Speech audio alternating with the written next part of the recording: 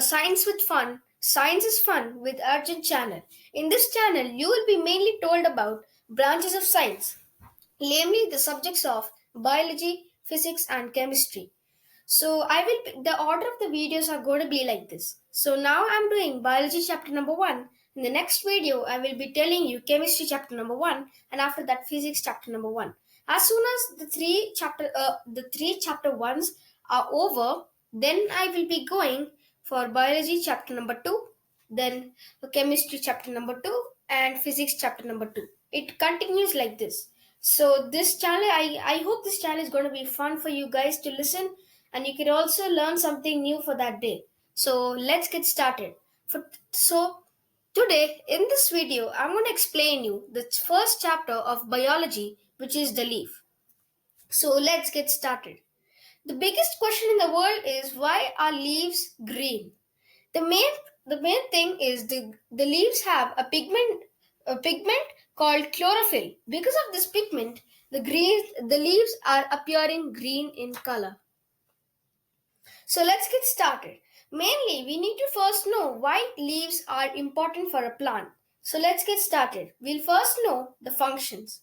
So leaves are really important for the plant they're really important for the plant because they make food for the plant so that the plant stays for a long period of time and gives health for other human beings living on the earth.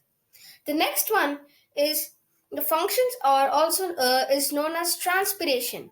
Transpiration helps, like, it carries it gives out the extra amount of water through stomata. Stomata is the tiny pores which is on the opposite side of the leaf, where leaves take in carbon dioxide and give out oxygen. So transpiration is plants which give out extra amount of water poured by the person who poured the water. So, hence, this water will be going away from the plant. Hence, the plant has absorbed all the water which has been given from the person. This process is known as transpiration.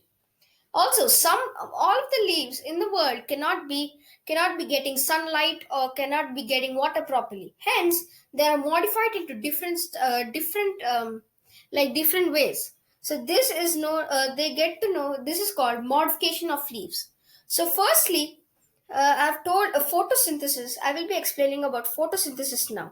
Leaves, with the help of chlorophyll, the pigment, nutrients from the soil, sunlight from the sun, carbon dioxide in the air, and water from the human who gives it, or rain. So by using this process, leaves use this process named photosynthesis and make food for the plant. So I've told you about transpiration and photosynthesis and modification of leaves. So the leaves on the surfaces on the opposite side have tiny pores called stomata. They get in carbon dioxide using these tiny pores and give out oxygen, which is really essential for human life. So now I'm going to start with the parts of a leaf. So the parts of a leaf are let's get started. So you can see a small rod kind of thing which is above the leafy part. So that is known as the leaf base. On the top of that, you can see some small leaves. It's like leaf texture.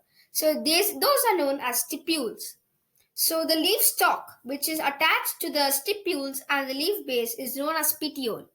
The next one, this is also attached to the stem, hence it is also known as stem. So the next one is leaf blade or lamina. Can you see that it is marked towards the green portion of the plant? It is known as lamina. The next one is the midrib. You can see a line which is passing through the plant in the middle place. It is known as a midrib. Next one, you can see to the midrib on the either both sides. You can see two lines on each other side. So those are known as veins. So actually, in this picture, it's not mentioned, but actually, in a real leaf, if you can see, under the veins there are more small veins. Those veins names are veinlets. They are more smaller than the veins you can see. The next one is also known as leaf blade. So leaf blade is on the top, which is like pokey thing. So that is a leaf blade, and the last one is the leaf tip, or also known as apex. So I've told you the parts of a leaf and I hope you understood it. So let's get to the next topic.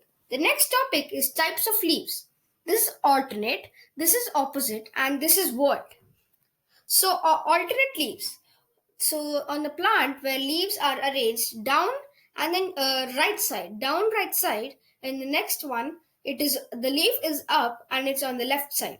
So this is the pattern which is in the alternate leaves. In the opposite leaves, the leaves are just opposite to each other.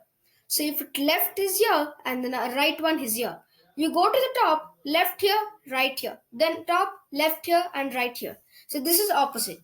Word is there are some plants I have said to you that all the plants do not get sunlight or water properly from the nature. Hence, they are arranged in a different pattern. This pattern is known as word pattern. They are in circular shape when you see to a real plant, but this is a 2D picture, hence you cannot identify properly. The plants are arranged in a circle-like order. So this is known as a world leaf. So let's get to the next one. The next one is compound and simple leaves. So you can see here from a simple leaf, the it's like simple leaf is only one leaf. It is not attached together. It has everything as separate. But if you can see compound leaf, it is not having a leaf stalk.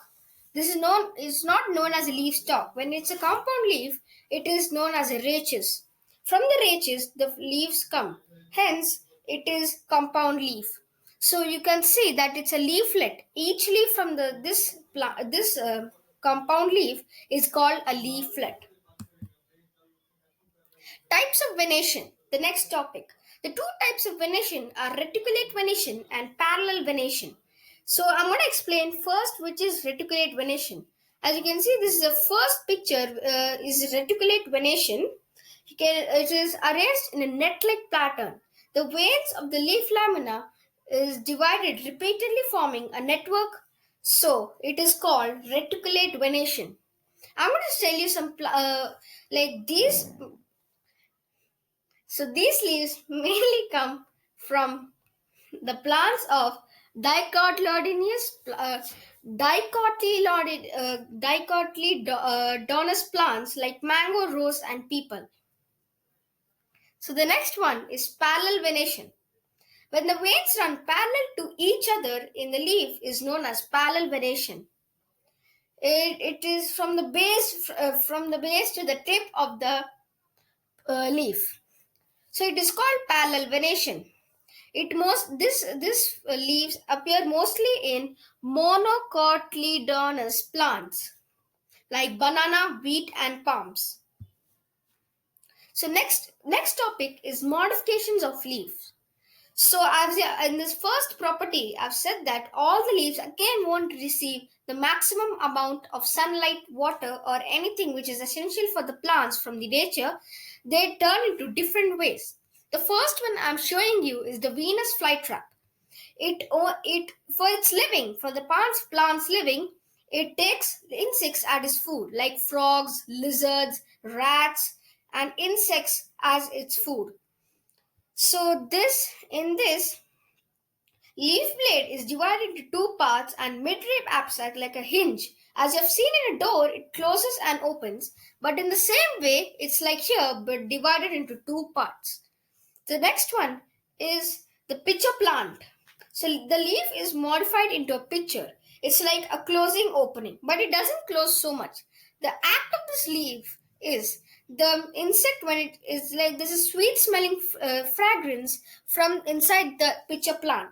So most of the insects get attracted to the smell and go inside it.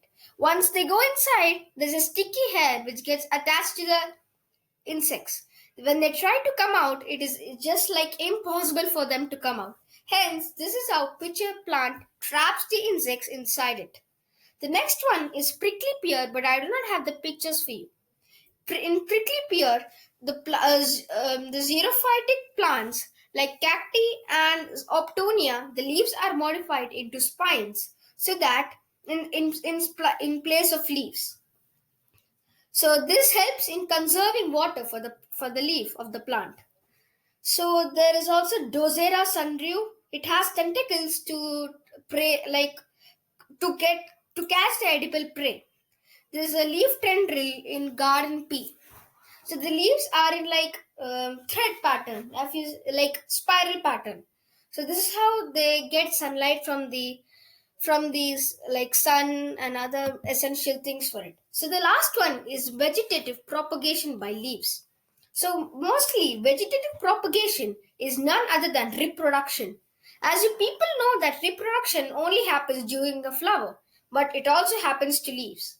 So it is a method of multiplication in plants vegetative parts, namely the roots, stem, and the flowers. Root, stem, flowers, or the leaf. It's more mainly the vegetative part, so flowers won't be a part of it. So some plants like Bryophyum and begonia can be propagated by leaves. The, in the in Bryophyllum, in the Bryophyllum, this is the Bryophyllum leaf. So in this plant's leaf, the leaflets the plantlets develop into buds and start propagate and develop.